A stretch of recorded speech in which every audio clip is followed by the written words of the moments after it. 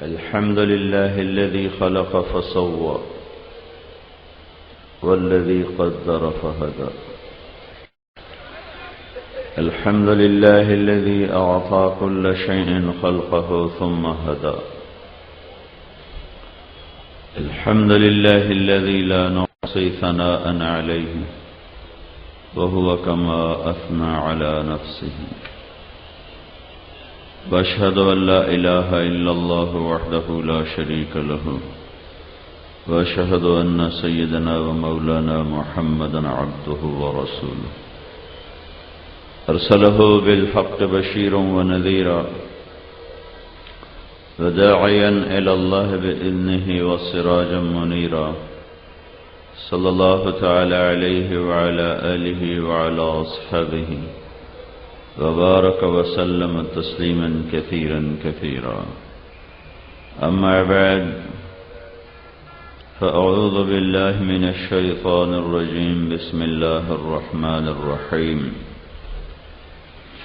يا أيها الإنسان ما غرك بربك الكريم الذي خلقك فسواك فعدلك في أي صورة ما شاء ركبك.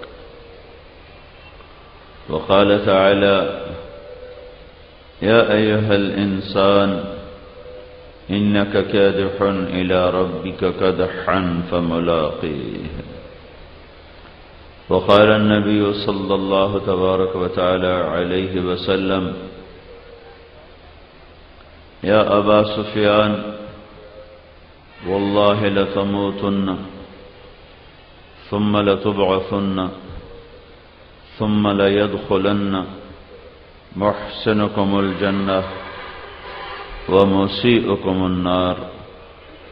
وقال النبي صلى الله تعالى عليه وسلم: إن الله بعثني كافة للناس رحمة فأدوا عني أو كما قال. میرے محترم بھائیو اور دوستو، اللہ تعالیٰ نے انسان کو اس طرح بنایا ہے کہ یہ جب تک اللہ تک پہنچ نہیں جاتا، اسے دنیا کی کوئی چیز سکھ چین سکون نہیں دے سکتی. بنانے والے نے بناتے ہوئے اس کے اندر ایک نظام خود ڈال دیا ہے. چونکہ میں اپنے آپ کو تو میں نے بنایا نہیں، میرا اللہ آپ سے پوچھتا ہے، مجھ سے بھی: ام خلقوا من غیر شیء، تم اتفاق سے پیدا ہوئے ہو، ایویں ہی جم پہ، کوئی تمہارا بنانے والا کوئی نہیں. یا دوسرا امکان: ام ہم الخالقون، کیا تم اپنی ذات کے خالق خود ہو؟ دونوں باتیں غلط ہیں. ایک ہی بات حق ہے: واللہ خلقکم، تمہیں اللہ تعالیٰ نے بنایا ہے. اس نے بناتے ہوئے، جیسے ایک انجینئر موٹر بناتا ہے تو اس میں ڈیزل انجن رکھ دیتا ہے، اس میں پیٹرول ڈالو تو ختم، اور پیٹرول انجن رکھ دیتا ہے، اس میں ڈیزل ڈال دو تو ختم. جس اللہ نے بنایا مجھے آپ کو، کافر یا مسلم، افریقہ کے جنگلوں میں بسنے والے وہ لوگ جنہوں نے آج تک دنیا کی تہذیب کو کبھی باہر نکل کے نہیں دیکھا، اس کی فطرت بھی اللہ تعالیٰ نے وہی بنائی ہے. فطرت اللہ التی فطر الناس علیہا لا تبدیل لخلق اللہ. اللہ نے ساری دنیا کے مردوں عورتوں کو، چاہے وہ سٹیج پہ ناچنے والی ہو یا مصلی پہ بیٹھ کے سجدے کرنے والی ہو، چاہے وہ سٹیج پہ گٹار بجانے والا ہو یا ممبر رسول پہ بیٹھ کے اللہ کی بات سنانے والا ہو، سب کی فطرت ایک بنائی ہے. وما خلقت الجن والانس الا لیعبدون. اللہ نے انسان کے اندر اپنی طلب ایسے بھر دی ہے جیسے ہمارے اندر روٹی اور پانی کی طلب ہے.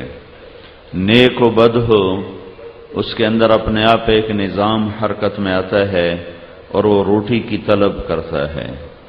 اچھا یا برا ہو، اس کے اندر اپنے آپ ایک نظام حرکت کرتا ہے اور وہ پانی کی طلب کرتا ہے۔ بیٹھ جاؤ بھائی، یہ ڈنڈے والے بیٹھ جاؤ، آپ سارے بیٹھ جاؤ، بیٹھ جاؤ، آپ بھی سنو، ادھر والے بھی بیٹھ جاؤ۔ بھائیو، اسی طرح اللہ تعالیٰ نے انسان کے اندر اپنی طلب کا ایک نظام رکھ دیا ہے۔ بھوکے انسان کو جب تک روٹی نہ ملے، نہ اسے بیوی اچھی لگتی ہے، نہ ماں، نہ باپ، نہ بھائی، نہ دوست۔ پیاسے انسان کو پانی نہ ملے، اسے کوئی چیز اچھی نہیں لگتی۔ اسی طرح جس فرد کو، مرد ہو یا عورت، جب تک اللہ تک رسائی نہ ہو اور وہ اللہ کو پہچان نہ لے اور اللہ اس کی منزل، مطلوب، مقصود نہ بن جائے اور اس کے دل میں نہ اتر جائے، وہ بھی میرے بھائیوں ساری دنیا کی رنگینیوں کو حاصل کر کے بھی بے قرار بھی رہے گا، پریشان بھی رہے گا۔ اس کی مثال ایسا ہے کہ درد، اس کے زخم اس کے سیدھے گھٹنے پر ہے، دائیں طرف ہے، یہاں زخم ہے اور وہ دوا لگا رہا ہے الٹی طرف کے گھٹنے پر۔ اب وہ کہتا ہے دوا بھی استعمال کرتا ہوں، لگاتا بھی ہوں، آرام ہی نہیں آ رہا۔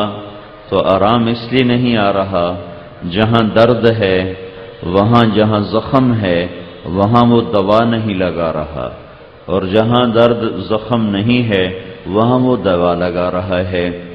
انسان کی بے قراریوں کی اصل روح ہے، جسم نہیں۔ جو بے قراریاں پیدا ہوتی ہیں وہ روح میں پیدا ہوتی ہیں، جسم میں نہیں۔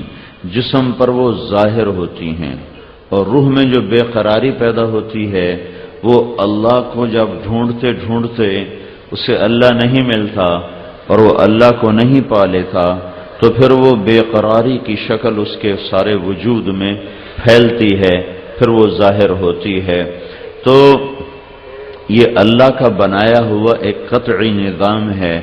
اس سے کوئی انسان، کوئی مرد عورت، وہ نیو یارک میں رہے یا عرب والے جیسے چھوٹے سے شہر میں رہے، یہ فطرت اللہ التی فطر الناس علیہا، یہ فطرت بدل نہیں سکتی۔